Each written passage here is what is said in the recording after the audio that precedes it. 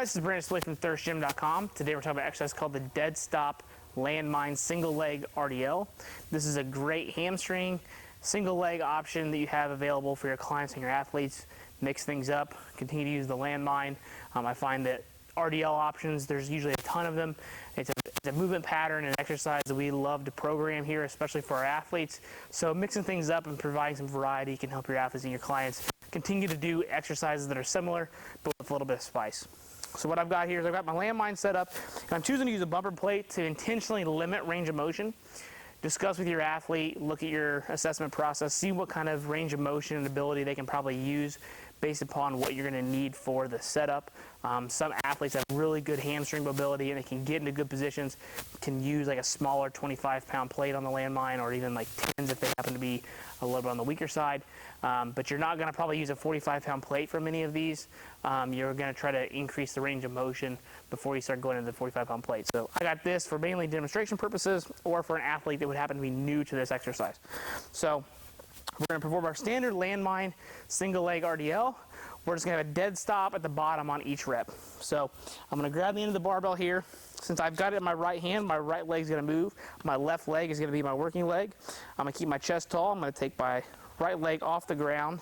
I'm going to bring my right leg back as I hinge back, load up this left hip, keep my chest tall, keep going to that plate before, stop, pull. Here, stop, pull. So then down, pull.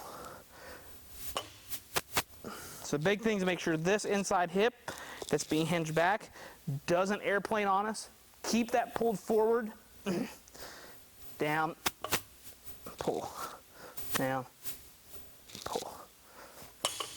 So for me, that's a pretty good setup with that kind of weight and load, and obviously the bumper plate.